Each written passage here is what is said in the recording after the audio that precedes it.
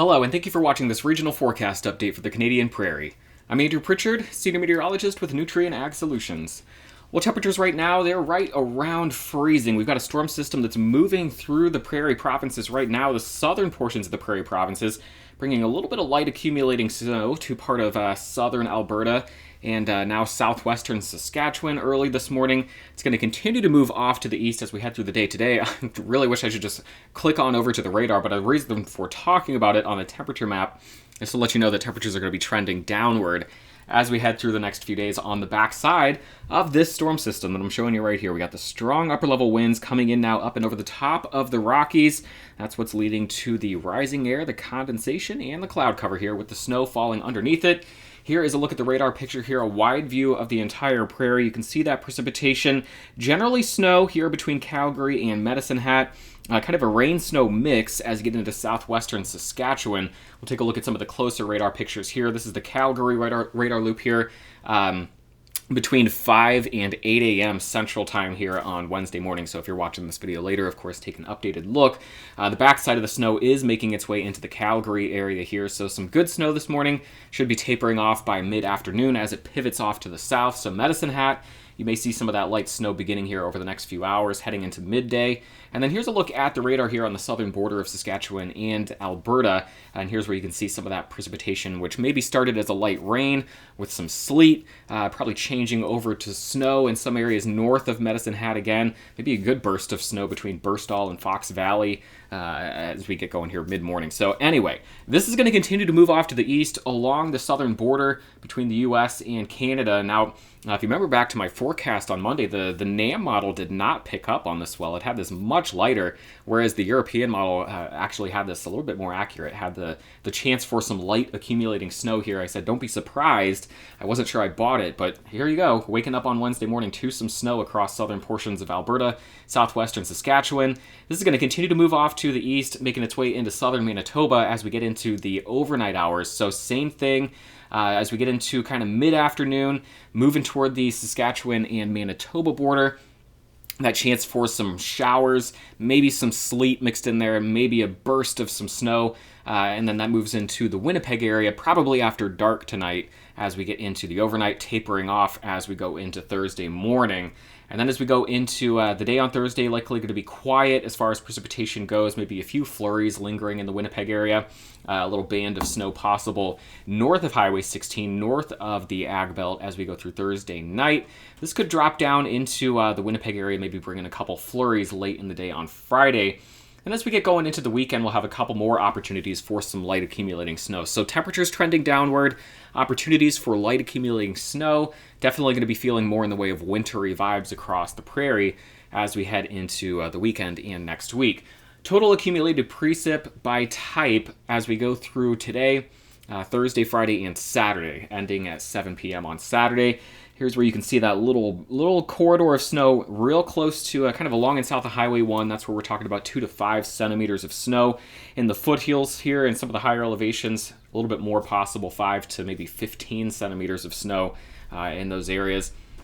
And then, of course, the suggestion that maybe at times mixing with some rain showers, maybe some sleet there as this thing moves along the border. This is the system that comes in then Thursday into Thursday night, bringing that chance for maybe 2 to 5 centimeters, generally north of Highway 16. So here's the upper level pattern that is driving all of this. Again, you can kind of make out the mean flow in the jet stream doing something like this, a storm track from kind of the northwest, maybe west-northwest, down to the east-southeast. This is the little upper level wave that is triggering the light snow across the southern border here, across southern portions of the prairie as we head through the day today. I'll show you where we're headed then as we head deeper into the week. This kind of more wound up storm system on the backside is not actually going to make its way straight off to the east and, track across the prairie. Instead, kind of dives off to the southeast across the Rockies, becoming really elongated here. So we're going to see a lot of this as we head through the next 5 to 7 days. These troughs kind of rotating out of the Aleutian Islands through the Gulf of Alaska, making their way in here, dumping a lot of their moisture on British Columbia and the Pacific Northwest before they kind of dive off to the south and then lift once again across portions of the central and eastern United States. So what happens when we do that? We get opportunities for some precipitation. We trend cooler, but we don't, it's not as if we're going to rubber band snap into frigid temperatures and big storm systems with an ideal track for heavy focused, snow or, blizzard winter storm conditions.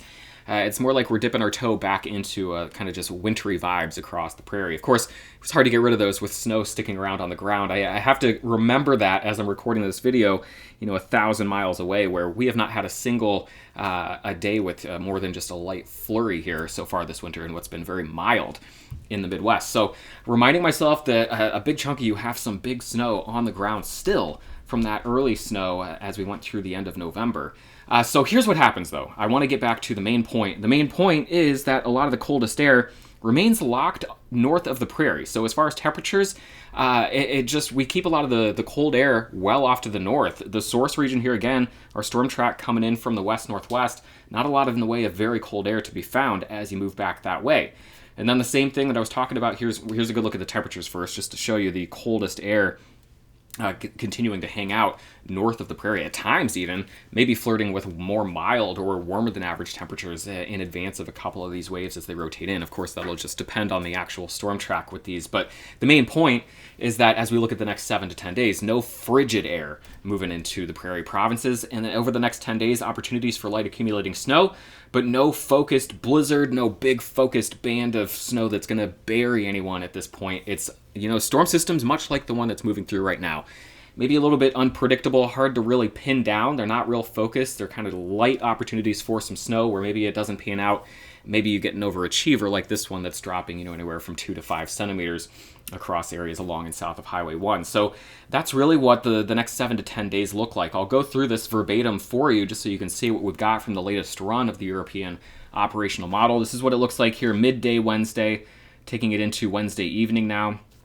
Wednesday, of course, being today, taking it into tonight. You see that system making its way into southern Manitoba, the chance for some heavy wet snow, sleet, maybe some rain mixing in there as we head through the overnight hours into the early morning in the Winnipeg area. This one pulls off as we head into the day on Thursday. That chance for some light snow generally north of Highway 16 Thursday night, maybe a few flurries during the day on Friday in southern Manitoba. Maybe the chance for some very light flurries in far southern Alberta, same thing on Friday. High pressure generally, though, moving in Friday into Saturday, so I do suspect it'll be a bit of a lull in the snow chances as we head through the weekend. But as we get to the backside of the weekend, we get another big coastal storm slinging, again, much of its moisture across British Columbia, bringing that out in the higher elevations. But as some of these waves emerge across the Ag Belt, across the Prairie provinces, this one here being advertised late Sunday into Monday, again, then maybe another one here Monday or Tuesday into Wednesday. It's just a lot of systems like these that are going to be hard to pin down, more than 48 hours in advance. So as we look at total precipitation, not talking about a lot. Again, no one's going to get buried at this point unless something drastic changes with the storm track here, which I don't expect to, because a lot of indications suggest that this is exactly what should be happening this year as we look at La Nina, the MJO. I invite you to check out Eric's long-range weather analysis. I know it's primarily focused on the U.S., but he does touch on the Canadian Prairie, and we talk about you guys a lot when we have our daily meetings here. So as we look at the overall pattern, there's the potential you could get some waves of cold air in there as we head through the end of December, but by and large, not a lot in the way of real focused snow at this point over the next 10 days. I'm getting off track. Here's your 7-day snow forecast from the European model. Again, here's the system right now. This is that chance for some snow here as we get deeper into the weekend. If I just kind of simplify it, we look at the ensemble picture here. The probability of picking up more than 3 inches of snow, which would be 7.5 centimeters between now and next Tuesday, December 15th.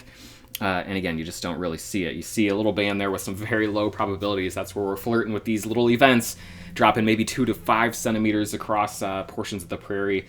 But just, again, we continue to look for anything that's really going to be burying anybody or bringing any real frigid air into the prairie. So here's your next 10 days in Calgary. Trending cooler, high temperatures generally a few degrees below zero as we head into the weekend and next week. Same thing here at Medicine Hat.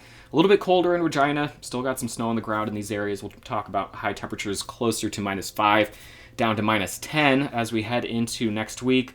Same thing here in Saskatoon. And then as we look at Winnipeg, you still get a couple days of warmth here before the real cold air starts to settle in. We'll talk about sub-freezing temperatures as we get into the weekend, into early next week.